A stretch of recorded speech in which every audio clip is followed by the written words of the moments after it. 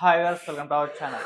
బంగ్లాదేశ్‌లో హిందువులపైన దాడులు జరుగుతున్నాయి. ఇస్కాన్ నాయకుడు చిన్మయ్ దాస్ గారు కూడా అరెస్ట్ అవ్వడం మొత్తం కూడా తీవ్ర స్థాయిలో సంచలనంగా మారింది. అయితే బంగ్లాదేశ్‌లో పరిస్థితులు ఏ విధంగా ఉన్నాయి? ఎందుకు ఈ వివాదాలు జరుగుతున్నాయి? ఇప్పుడు ఇదే అంశం మీద డిస్కస్ చేయడానికి ప్రెజెంట్ మనతో పాటు జగదేవ్ గారు సీనియర్ జర్నలిస్ట్ ఉన్నారు. వారితో ఒకసారి డిస్కస్ చేసి తెలుసుకుందాం. సార్ నమస్కారం సార్. నమస్తే. సార్, బంగ్లాదేశ్‌లో హిందువులపైన దాడులు జరగడం మనం చూస్తున్నాం సార్. ఆయన ఇస్కాన్ నాయకుడు చిన్మయ్ కృష్ణదాస్ గారు కూడా అరెస్ట్ అయ్యారు. అది కూడా సెన్సేషన్ క్రియేట్ చేసింది. ఇక్కడ చాలా మంది కూడా మాట్లాడుతున్నారు. అసలు ఏం జరిగింది అక్కడ? మీరేం చెప్తారు సార్? మీ ఒపీనియన్ ఏంటి? ప్రపంచవ్యాప్తంగా హిందూ దేవాలయాల విషయంలో గానీ, హిందూ సంప్రదాయ విషయంలో గానీ, మునుపటి కంటే ఇప్పుడు విశ్వగురువుగా, విశ్వ యోగా దేశముగా అవతరిస్తున్న భారతదేశము అన్ని దగ్గరలో కూడా విస్తరిస్తూ దీని యొక్క గొప్పతనాన్ని వ్యాప్తి చెందుతున్న నేపథ్యంలో హైందవ సిద్ధాంతం కూడా మెల్లమెల్లగా వృద్ధి చెందుతోంది. ఒక విధంగా చెప్పాలంటే నరేంద్ర మోదీ గారు 2014లో అధికారం చేపట్టిన తర్వాత నుంచి ఇది కాస్త పెరిగిందని చెప్పొచ్చు. అంటే ధైర్యంగా హిందువులు ఉండగలుగుతున్నారని చెప్పొచ్చు. మీరు అబ్జర్వ్ చేస్తే రథయాత్ర సందర్భంలో గానీ, లేదా పుష్కరాల సందర్భంలో గానీ, లేదా బ్రహ్మోత్సవాల సందర్భంలో గానీ, వివిధ దేశాల్లో ఆయా దేశాల్లో ఉండే దేవాలయాలకు అనుగుణంగా అక్కడ వాళ్ళు ఉత్సవాలు చేసుకోవడం, అక్కడ ఉండే స్థానికులు అంటే ఆ దేశస్థులు కూడా రష్యా కానీ, జర్మనీలో కానీ, యూరోపియన్ కంట్రీస్ కానీ, ఉత్తర అమెరికా ఖండం కాంటినెంట్లు కానీ, సౌత్ అమెరికా కాంటినెంట్లు కానీ, అక్కడక్కడ కూడా ఈ ఎస్పెషల్లీ ఇస్కాన్ ఏదైతే ఉందో ఇంటర్నేషనల్ శ్రీకృష్ణ సంస్థ అది మరి కాస్త వీళ్ళందరికన్నా ముందుగానే విస్తరణ ప్రారంభించింది. హైందవ సిద్ధాంతంలోనూ అలాగే జగద్గురు కృష్ణం వందే జగద్గురు అంటారు. ఆయన్ని జగద్గురువుగా భావించి విశ్వగురువుగా భారతదేశం అవతరించడానికి పునాది వేసింది మాత్రం నిజంగా మహానుభావుడు శ్రీల ప్రభుపాదులు వారి ఇస్కాన్ వ్యవస్థాపకులు. సో దాని తర్వాత హిందూ సిద్ధాంతం కూడా అక్కడక్కడ వ్యాప్తి చెందుతుంది. అయితే ఈ భారతదేశం దగ్గరికి వచ్చేసరికి మనకి పాకిస్తాన్ ఉంది, ఇటువైపు బంగ్లాదేశ్ ఉంది. బంగ్లాదేశ్ని తూర్పు పాకిస్తాన్ అనేవాళ్ళు. ఎందుకంటే సేమ్ ఆ బంగ్లా ఏది వ్యవహారం ఉందో అది అట్లాగే విడిపోయింది, పాకిస్తాన్ కూడా అలాగే విడిపోయింది. సో ఈ రెండు కూడా ముస్లిం మత రాజ్యాలు.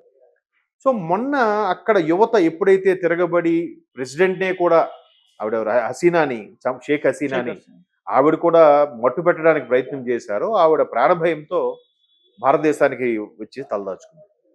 అసలు ప్రపంచంలో ఉండే చాలా దేశాలతో పోల్చితే భారతదేశం అత్యంత సెక్యూర్డ్గా ప్రదేశం. చాలామంది ఓవర్ యాక్షన్తో ఇక్కడ సెక్యూరిటీ లేదు, అమెరికన్ లాంటి వాళ్ళు లేదంటే ఆవిడెవరు సానియా మీర్జా లాంటి వాళ్ళు ఇక్కడ ఇది లేదు అని చెప్పిన సందర్భాలకి నెటిజన్స్ ఏ విధంగా ట్రోల్స్ చేశారంటే, అమ్మా నువ్వు ఇండియా వస్తే ఎట్లా ఉంటావు నీ డ్రెస్సింగ్ సెన్స్, అదే పాకిస్తాన్ వెళ్తే కంప్లీట్ బురకాతో ఉంటావు తల్లి, ఎక్కడ ఫ్రీడమ్ ఉందో ఒకసారి నువ్వే ఆలోచించుకో అని నెటిజన్స్ ట్రోల్స్ చేశారు. ఎక్కడో ఏదో ఇన్సిడెంట్ జరిగిందని రాబోయే రోజుల్లో నా పిల్లలు ఇక్కడ సేఫ్టీగా ఉండగలరా లేదా అని భయం వేస్తుందని చెప్పి అమెరికాని గారు ట్వీట్ చేస్తే, బాబు నిజమే, నీకు అంత భయంగా ఉన్నప్పుడు మరి ఈ దేశంలో ఎందుకు ఉండడం, వెళ్ళిపో. అది కాక తమలాంటి మహా నటులు ఒక అదే దేవాలయం ఏదో మన ద్వాదశ జ్యోతిలింగాలు ఏదో జ్యోతిలింగం వెళ్ళినప్పుడు చెప్పులతో వెళ్ళాడంట అక్కడ షూటింగ్ పర్పస్లో. మరి అది మీ సంస్కారం అన్నట్టు కూడా కొంతమంది ట్రోల్స్ చేశారు. అప్పుడులో మీకు బాగా వైరల్ అయింది, మీరు చూసారో లేదు. సో ఇట్లాగా ఉన్న దేశంలో కూడా ఇక్కడే సెక్యూర్గా ఉంది. వీళ్ళు చాలామంది సోకాల్డ్ దుబాయ్ వెళ్ళాం అలాగ ఉంది, ఇక్కడ ఉందంట, అక్కడ వెళ్ళండి, అక్కడ తోక జాడించిన నోటుకొచ్చిన వేసుకొని ఎక్కడ పడితే అక్కడ ఊసేయడం, ట్రాఫిక్ రూల్స్ ఫాలో అవ్వకపోవడం, సిగ్నల్ పాటించకపోవడం అక్కడ చేయమనండి. వాళ్ళ ప్రతిపత్తి గల దేశంలోనే ఉంటున్నా కూడా అక్కడ చేయమనండి, చేయలేరు. ఈవెన్ అరబ్ షేక్లు కూడా ఒక దగ్గర ఎక్కడో హిందూ దేశం సంబంధించి ఒక శివాలయం ఓపెన్ చేసి వాళ్ళకి అక్కడ అందరితో పాటు వచ్చి పూజలు చేయడం, ఇవన్నీ కూడా వ్యాప్తి చెందుతున్న నేపథ్యంలో ఒక విధంగా హిందూ దేవాలయాల మీద వాటి మీద కక్షగట్టి తగ్గించాలని కూడా ప్రయత్నం చేస్తారు కదా. ఎప్పుడైతే అక్కడ దేశం యొక్క మనుగడకి ఇబ్బంది కలిగిందో శ్రీలంక లాగా బంగ్లాదేశ్ కూడా, ఏదైనా పేద దేశాలు కూడా అలాగే ఉంటాయి, మనిషిని పీక్కునే పరిస్థితులు వస్తుంటాయి.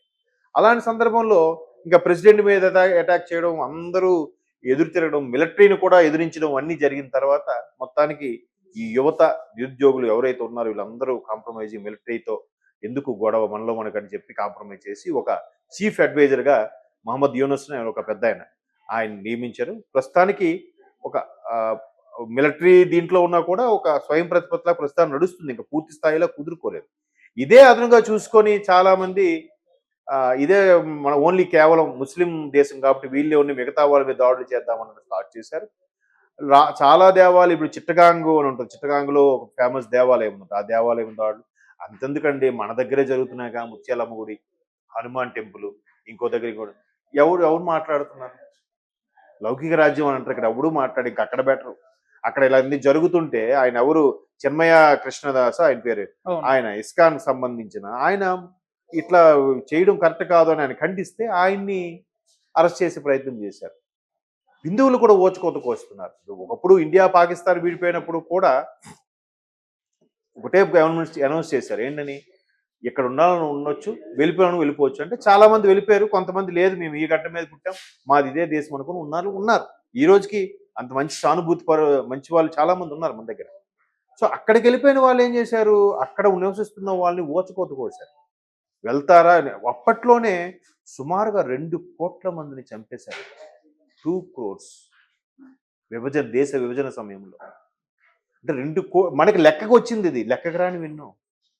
ఒక్కొక్కరు ప్రాణాలు, ఆడవాళ్ళు, పసిపిల్లలు ఆ నది దాటుకొని వస్తే వచ్చారు, రాలేక వాళ్ళ ఆస్తులు కొల్లగొట్టేసి. ఇంకా మరి ఆ మధ్యకాలంలో గోపీచంద్ గారి సినిమా ఒకటి వచ్చింది, సాహసం అని. మా తాతగారి ఆస్తి అక్కడ, నిధి ఎక్కడ ఉందనుకుని ఆయన వెళ్తాడు. సో అది కథగా తీసుకున్న అలాంటి జీవితాలు కోకొల్లలు. సో విభజన జరిగినప్పుడు సుమారుగా 32% ఎంతో ఉన్న హిందువులు ఈరోజు 2%కి ఎంతో ఉన్నారండి పాకిస్తాన్. అదే విభజన సమయంలో భారతదేశంలో ఉన్న హిందువులు ఎంత పర్సెంటేజ్ ఉన్నారు, ఇప్పుడు ఎంత పర్సెంటేజ్ ఉన్నారో చూడండి. సో ఇప్పుడు ఎక్కడ సెక్యూర్గా ఉంది, ఏ దేశం భద్రత కల్పిస్తుంది అన్ని మతాల వారికి, అన్ని కులాల వారికి? ఒక భారతదేశం. సో అక్కడ కూడా అలా జరగడం వల్ల ఇప్పుడు ఖచ్చితంగా అందరూ కోరుకున్నది ఏంటంటే, పక్క రాష్ట్రంలో మన హిందువులకి ఏదైతే ఇబ్బంది కలుగుతుందో అది మీరు ఖచ్చితంగా ఖండించాల్సిన పరిస్థితి ఆసనమైందని చెప్పి కేంద్ర ప్రభుత్వానికి చాలామంది విజ్ఞప్తులు ఇస్తున్నారు. కోర్స్ అలా అన్నప్పుడు కొంతమంది మేధావులు, కొంతమంది నటులు, దర్శకులు ఉన్నారు కదా, పేర్లు అనవసరం. వాళ్ళకు ఇప్పుడు హిందువుల మీద ఇంతకు ఓచుకోలు జరుగుతున్నప్పుడు ఎవడు నోరెత్తడు, మాట్లాడు. ఎక్కడైనా వేరే మతస్థుడు ఒక్క మాట అనేసరికి మాత్రం ఎక్కడో విదేశాల్లో షూటింగ్ చేసుకున్నాడు కూడా సెపరేట్గా వీడియో చేసి పెట్టేస్తున్నాడు. అదేం ఆనందమో తెలియదు. ఇప్పుడు మాట్లాడమనండి ఒక్కొక్కడిని, ఎందుకు మాట్లాడరు? నేను వాళ్ళ పేరు కూడా ఎత్తట్లేదు, ఎందుకో తెలుసా? అది వాళ్ళకి అర్థమవుతుంది ఎవరంటే అనేది. అది వాళ్ళ విజ్ఞతగా వదిలేద్దాం. మరి ఎంత సెక్యులరు అంత ఇన్ని మాట్లాడతారు కదా, ఓన్లీ భారతదేశంలో ఉన్న వాళ్ళే రక్షిస్తేనే మీకు మానవత్వమా? ప్రపంచ దేశాల వల్ల ఎవరేమైపోయినా వాళ్ళు మనుషులు కాదా? అప్పుడు లేదా మీకు మానవత్వం? సో ఇట్లాంటివి మత ఘర్షణలు సహజం. కాకపోతే మిగతా దేశాల్లో ఉండే మిగతా వాళ్ళని కూడా కాపాడుకునే ప్రయత్నం చేయాలి. మనుషులా చూడాలి. ఎంత చదువుకున్నా కూడా రాజ్యాంగాలు రచించుకొని ఆ రాజ్యాంగం ప్రకారం ఎలా బతకాలి, ఎలా పరిపాలించుకోవాలని ఉన్నా కూడా ఇంకా మూర్ఖత్వంగా వెళ్ళడం అనేది నిజంగా అజ్ఞానంలో ఉన్నట్టే లెక్క. చూద్దాం మరి భారతదేశం అటువంటి వాళ్ళని ఆశ్రయం కల్పిస్తుందా, లేదంటే ఐక్యరాజ్య సమితి స్థాయిలో వాళ్ళకి రక్షణ కల్పిస్తుందా, లేదంటే వీళ్ళే స్వయంగా రంగంలో దిగుతారో చూడాలి. Okay sir, thank you so much.